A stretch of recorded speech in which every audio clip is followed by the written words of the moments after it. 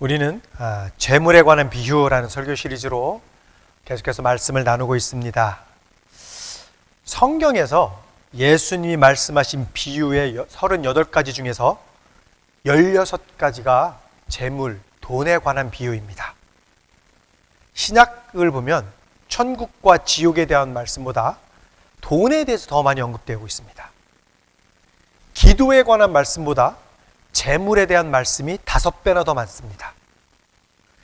기도와 믿음에 관한 성경 구절이 500개가 넘는 반면에 돈과 재물, 재산에 관한 구절은 2000개가 넘습니다.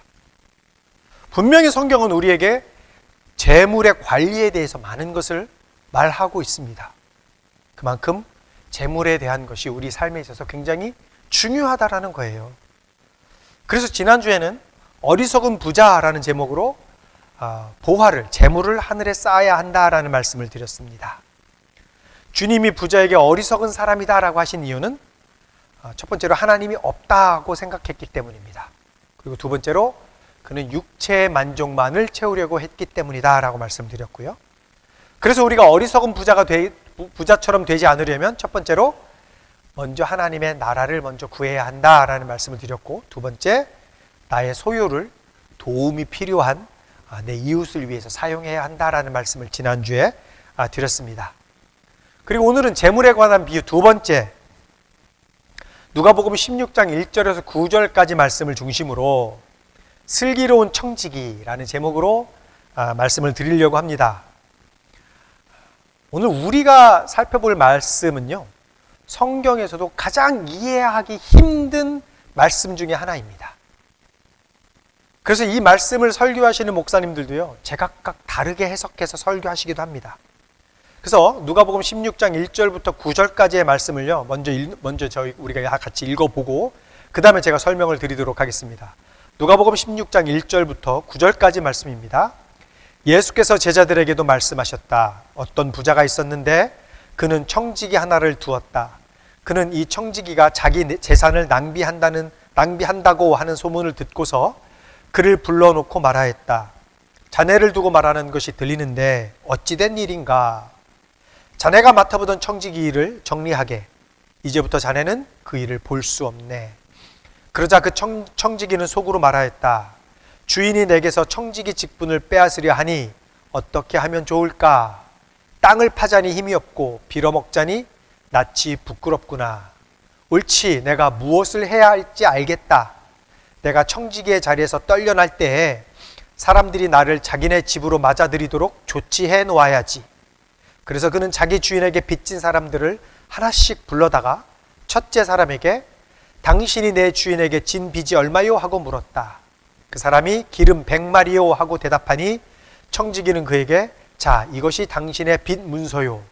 어서 앉아서 50마리라고 적으시오 하고 말하였다. 그리고 다른 사람에게 묻기를 당신의 빚은 얼마요? 하였다. 그 사람이 밀 100섬이요 하고 대답하니 청지기가 그에게 말하기를 자, 이것이 당신의 빚 문서요. 받아서 80섬이라고 적으시오 하였다. 주인은 그 불의한 청지기를 칭찬하였다. 그가 슬기롭게 대처하였기 때문이다. 이 세상의 자녀들이 자기네끼리 거래하는 데는 빛의 자녀들보다 더 슬기롭다. 그러므로 내가 너희에게 말한다. 불의한 재물로 친구를 사귀어라. 그래서 그 재물이 없어질 때에 그들이 너희를 영원한 처소로 맞아들이게 하여라. 우리가 이 말씀을 읽으면서 가장 의아하고 이해하기 어려운 부분이 뭐예요? 첫 번째로 8절 말씀에 주인이 불의한 청지기를 칭찬했다라는 거죠. 그리고 두 번째는 뭐예요? 9절 말씀에 불의한 재물로 친구를 사귀라라는 말씀이에요. 이게 잘 이해가 안 가지 않습니까? 그래서 우리는요, 이 두 개의 말씀에 대한 의혹을 해소하지 않으면 이 비유의 의미를 절대로 올바로 이해할 수 없습니다. 그래서 오늘은 이 두 개의 의혹에 대해서 제가 설명을 드리면서 이 비유의 의미를 풀어가도록 하겠습니다. 그래서 풀리지 않는 의혹, 첫 번째, 불의한 청지기를 칭찬하신 이유입니다. 불의한 청지기를 칭찬하셨어요, 주인이. 그래서 불의한 청지기를 칭찬하신 이유는 주인이 원하는 곳에 재물을 사용했기 때문입니다. 주인이 원하는 곳에 이 청지기가 그 재물을 사용했기 때문에 주인이 불의한 청지기를 슬기롭다라고 칭찬했다라는 거예요. 우리가 주인이 이 불의한 청지기를 칭찬한 이유를 알기 위해서요, 그 이전 장인 그 15장에 나오는 세 개의 비유에 대해서 먼저 좀 우리가 알아볼 필요가 있어요. 15장에서는 어떤 비유가 나오냐면, 첫 번째로 누가복음 15장 1절에서 2절 말씀을 보면, 말씀을 듣기 위해서 세리와 죄인들이 예수님께 나아오는 것을 이 바리새인들이 싫어하는 장면이 나와요. 1절과 2절에서 이렇게 얘기합니다. 세리들과 죄인들이 모두 예수의 말씀을 들으려고 그에게 가까이 몰려들었다. 바리새파 사람들과 율법학자들은 투덜거리며 말하였다. 이 사람이 죄인들을 맞아들이고 그들과 함께 음식을 먹는구나. 이제 이 바리새인들이 이렇게 죄인들이 예수님 앞에 나오는 게 싫어서 투덜거리니까 그것을 보시고 예수님이요, 세 가지 비유를 들어서 말씀하시는데, 3절부터 7절까지는 잃어버린 양 한 마리 비유예요. 잃어버린 양 한 마리. 그 다음에 8절부터 10절까지는요, 잃어버린 한 드라크마의 비유에 대해서 이야기를 하셔요. 그리고 11절부터 32절까지는 우리가 너무나 잘 알고 있는 탕자의 비유를 연속으로 말씀하십니다. 세 가지 비유를 연속으로 말씀하셨어요. 이 세 가지 비유의 공통적인 내용은 뭐냐면, 주인이 잃어버렸던 자를 다시 찾기 원한다라는 거예요. 그리고 주인과 그 아버지가 그 원했던 바를 이루었을 때, 즉 잃어버렸던 것을 다시 찾았을 때 비로소 기뻐한다라는 내용입니다. 이 세 가지 모두가. 그리고 예수님은 이 세 개의 비유를 말씀하신 다음에 바로 이어서 오늘의 비유에 대해서 말씀을 하셨어요. 그런데 우리가 1절부터 8절까지의 말씀만 생각해보면 정말로 이해가 되지 않습니다. 청지기는 분명히 주인이 이제 그 일을 그만두라고 하니까, 그러니까 그 전에 무슨 일이 있었어요? 청지기가 그 주인의 돈을 낭비하고 있었고, 주인이 이제 그를 해고하려고 하는데, 이 청지기가 어떻게 해요? 주인 몰래 주인에게 빚진 사람들을 다 만나서 그들이 갚아야 할 돈을 깎아주고 있었단 말이에요. 왜요? 나중에 자기가 해고가 되면 그들로부터 보답을 받으려고 한 거잖아요. 의도가 다 아주 불순했단 말입니다. 그런데 이 주인은 그를 더욱 혼내기보다는 오히려 슬기롭다, 잘하였다라고 칭찬을 해주고 있다는 말이에요. 이게 좀 당혹스러운 비유 아닙니까? 그렇죠? 그러면 우리가 주인 몰래 뒤에서 사기를 쳐도 된다는 얘기입니까? 도대체 왜 예수님은 이 청지기를 슬기롭다라고 칭찬을 했냐라는 거예요. 그래서 지금부터 이 말씀을 잘 들어보시기 바랍니다. 청지기는 뭐예요? 청지기는 주인의 일을 책임지고 관리하는 사람이죠. 주인의 뜻에 맞게. 그리고 주인이 무엇을 원하는지 올바로 알아서 그 주인이 원하는 최선의 결과를 얻어내도록 해야 하는 것이 청지기가 해야 할 일이에요. 그런데 1절 말씀을 보면 주인은 이 청지기가 재산을 낭비한다는 얘기를 듣고 그를 해고하기로 결정했다라는 거예요. 그래서 청지기가 생각해낸 묘수가 뭐예요? 주인에게 빚진 자들을 불러서 이 빚을 조금씩 탕감해 주었잖아요. 그래서 7절과 8절 앞부분을 보면 우리가 읽어봤지만 이렇게 말했습니다. 청지기가 다른 사람에게 묻기를 당신의 빚은 얼마요 하였다. 그 사람이 밀 100섬이요 하고 대답하니 청지기가 그에게 말하기를 자 이것이 당신의 빈문서요 받아서 80섬이라고 적으시오 하였다. 주인은 그 불의한 청지기를 칭찬하였다. 그가 슬기롭게 대처하였기 때문이다. 자, 이 보세요. 이 말씀을 보면요, 청지기가 칭찬을 들은 이유가 정확하게 나와 있어요. 뭐예요? 이웃의 빚을 탕감해 주었기 때문이에요. 그리고 성경에서는 그의 행동이 슬기롭다라고 이야기를 하고 있어요. 이게 지금 뭔가 앞뒤가 안 맞아요. 분명히 주인은 이 청지기가 자신의 재산을 낭비해서 해고하려고 하고 있는데 빚쟁이들의 빚을 탕감해 주었다면 더 많은 낭비를 유발한 거잖아요. 그러니까 사실은 그를 더 책망하든지 아니면 그를 고소하든지 그를 감옥에 넣어야 되는 상황이란 말입니다. 그런데 오히려 그를 칭찬했다라는 거예요. 이게 무슨 말이냐고요, 도대체. 그래서 우리가요, 이 비유를요, 내 관점과 내 상식으로 이해하면 이건 절대로 이해할 수가 없습니다.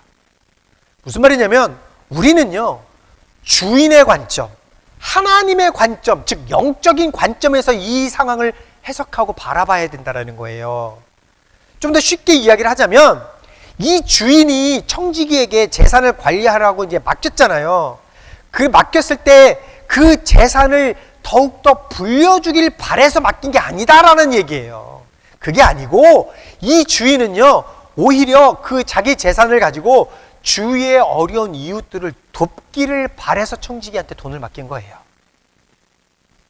이 주인의 마음이 어떤 것인지에 대해서는 제가 이제 다음 주에 문화 비유를 통해서 더 계속해서 말씀을 드릴 것이기 때문에 제가 구체적으로 제가 말씀을 드리지는 않겠습니다만은 이 주인은요, 자신이 갖고 있는 이 재산으로 많은 사람들이 혜택을 받기를 원했고 그 일을 청지기가 해주길 바랬던 거예요. 즉 주인이 청지기에게서 기대했던 것은 그가 돈을 더 모으는 것이 아니라 빚을 탕감해 주어서 이웃들을 돕는 것이었어요. 그게 주인이 청지기한테 바랬던 청지기의 일이었다라는 거예요.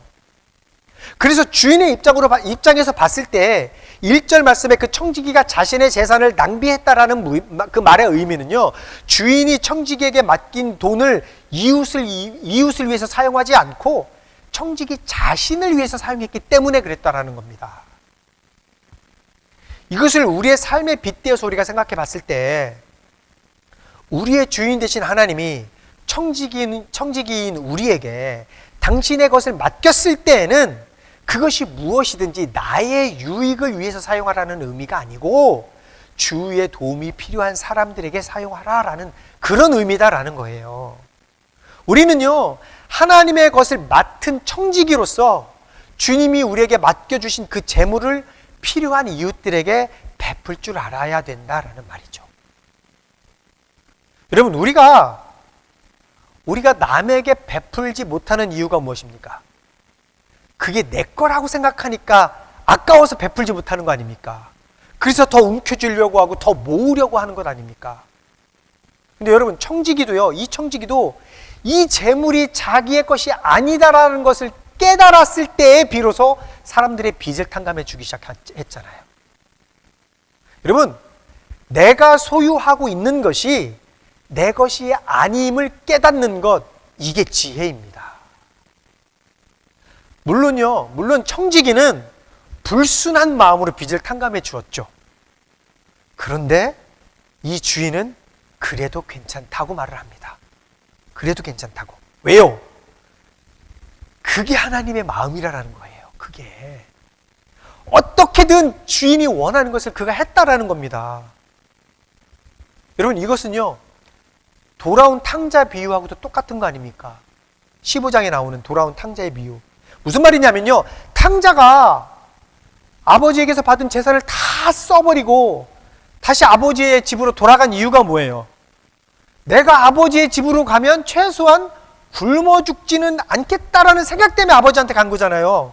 굶어 죽지 않으려고 뭐라도 먹으려고 간 거지, 자신의 죄를 자기가 깨닫고 회개해서 간 게 아니라는 거예요. 자기가 살고 싶어서 간 거예요. 누가복음 15장 17절부터 19절에서 탕자가 이렇게 고백합니다. 그제서야 그는 제정신이 들어서 이렇게 말하였다. 내 아버지의 그 많은 품꾼들에게는 먹을 것이 남아도는데 나는 여기서 굶어 죽는구나. 내가 일어나 아버지에게 돌아가서 이렇게 말씀드려야 하겠다. 아버지, 내가 하늘과 아버지 앞에 죄를 지었습니다. 나는 더 이상 아버지의 아들이라고 불릴 자격이 없으니 나를 품꾼의 하나로 삼아 주십시오. 이 탕자는요, 아버지께 돌아가서 품꾼으로라도 있으면 굶어 죽지 않을 것이다 라는 생각으로 돌아간 거예요.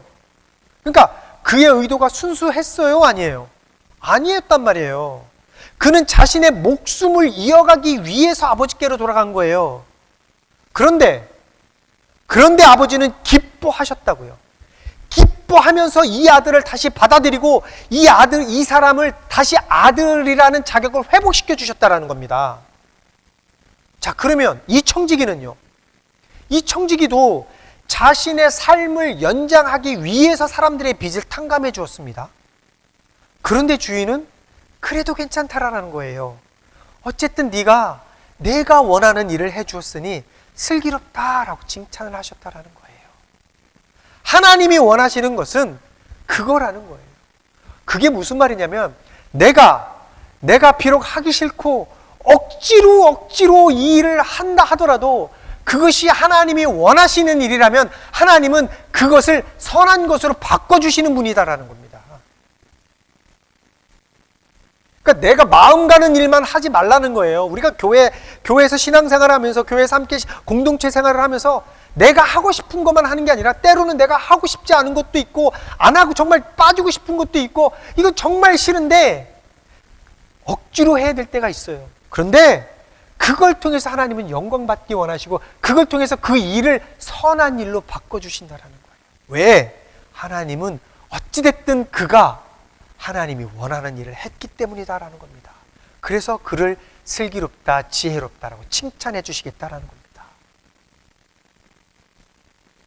두 번째, 풀리지 않는 의혹. 불의한 재물로 친구를 사기라라고 말씀하셨어요. 불의한 재물로 친구를 사기라. 이게 좀 풀리지 않는 의혹이에요. 불의한 재물로 친구를 사기라.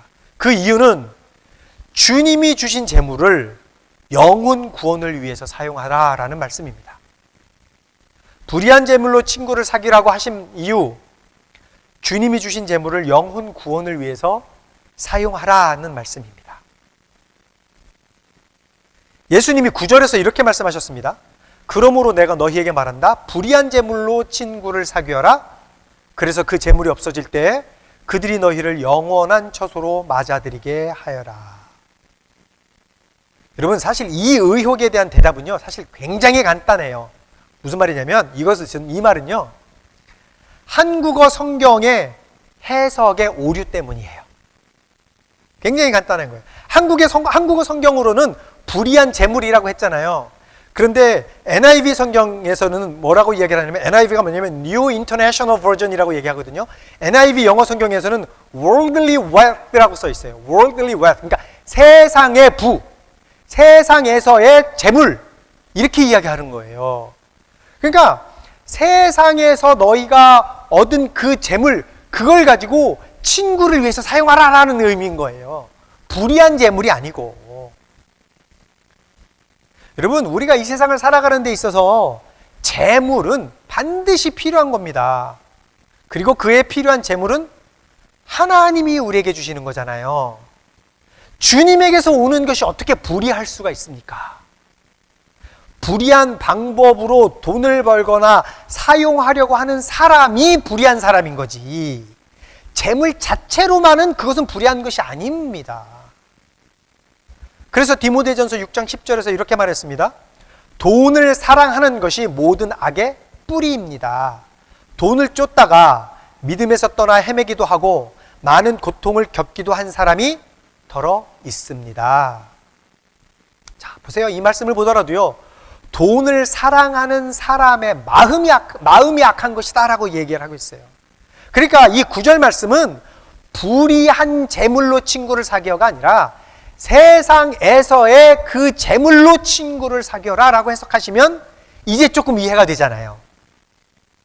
그런데 예수님은 왜 우리의 재물을 이웃을 위해서 사용하라고 말씀하시냐고요. 왜 그것으로, 그 재물로 친구를 사귀라 라고 말씀하시냐는 거예요. 이 말씀은 단순히 내 친구들에게, 내 주위에 있는 이웃들에게 물질적인 구제만 하는 것이 아니라 주님이 우리에게 주신 세상의 재물을 가지고 그 이웃의 영혼의 구원을 위해서 사용하라라는 의미예요. 이것이 우리에게 하나님이 재물을 주신 궁극적인 이유다라는 거죠. 친구를 사귀라는 말은요, 바로 이런 말입니다. 재물로 그저 가난한 사람들을 도우라는 말이 아니고요, 그들에게 주님의 사랑과 자비를 보여주어야 한다라는 말이에요. 그리고 그 다음에 9절 뒷부분에 뭐라고 얘기해요? 그 재물이 없어질 때 그들이 너희를 영원한 처소로 맞아들이게 하여라 라고 말한 것은 그 친구들이 결국 예수를 믿게 되고 구원을 받게 되어서 천국에서 나를 기쁨으로 맞이하게 될 것이다 라는 그 말인 거예요. 그래서 재물을 그들의 영혼 구원을 위해서 사용하라 라는 그 의미예요. 불의한 재물로 친구를 사귀어라 라는 말은 그 의미예요.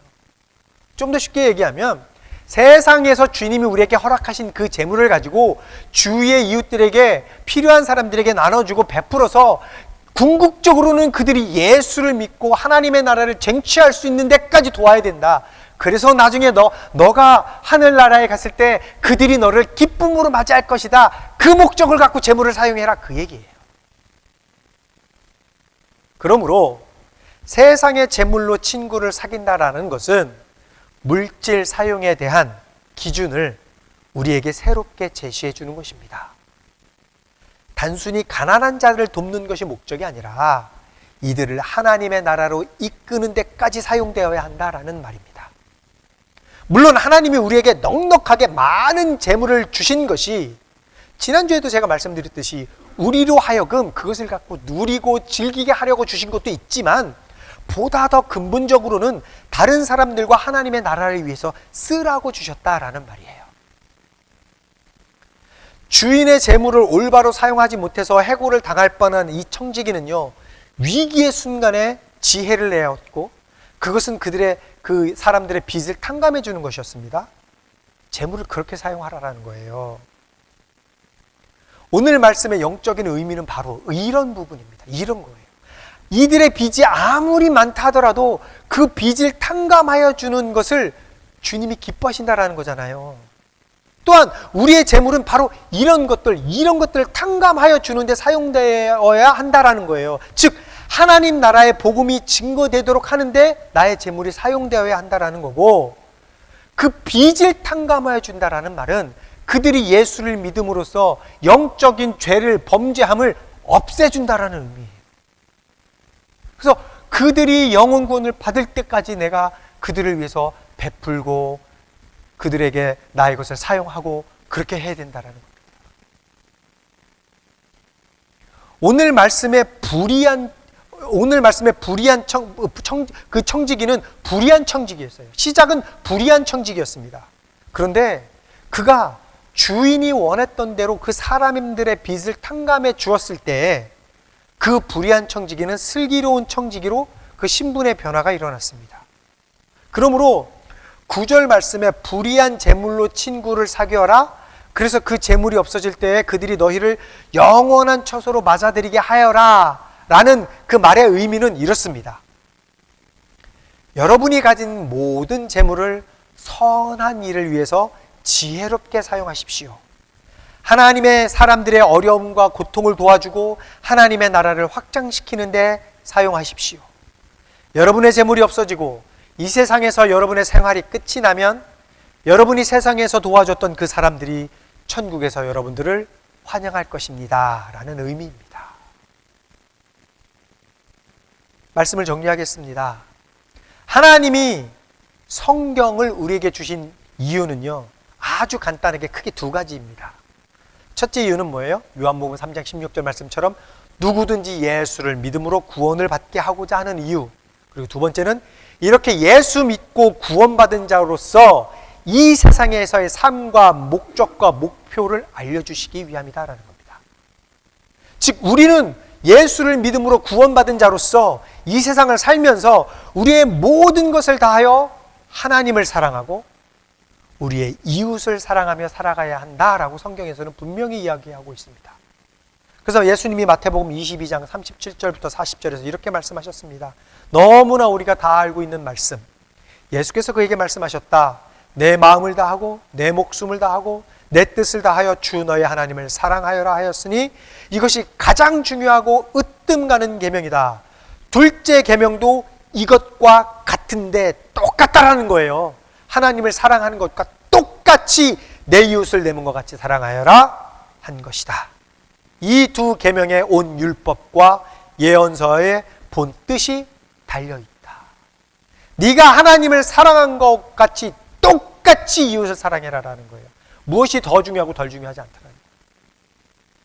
그러므로 우리가 이번 설교 시리즈를 통해서 우리가 알아야 할 것은 뭐냐면 과연 하나님이 우리에게 재물을 주신 이유가 무엇일까입니다.